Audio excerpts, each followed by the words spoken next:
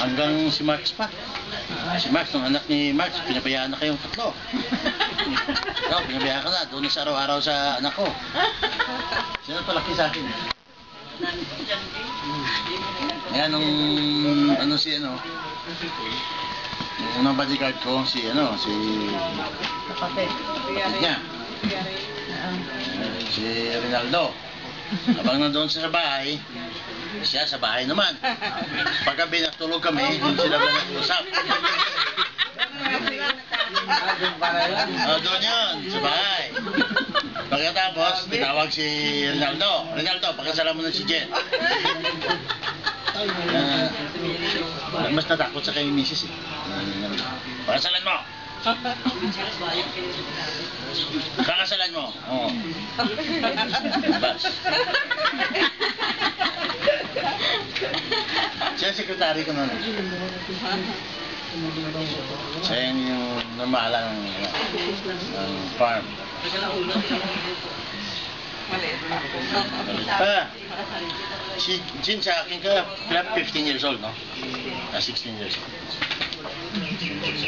Pinagtagpo. Tinakot. Pinagtagpo sila ng tadhana. Kasi ito naman si Naldo, maraming kaso palagi. Kami ba yung sumundo doon sa Cavite?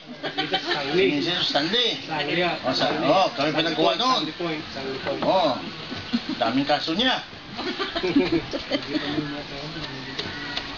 Tapos nasintensyahan pa siya. Pag sintensya niya, kinuha ko. Sabi ko, dito na lang sa magpirma. Buti nga tuminoy. Mabuti, tumino. Hindi na nainom. Hindi dati, hindi mo maintindihan doon. Akala niya, kanya yung mundo. Nagpa-thank you ka na kay Lola mong bibing?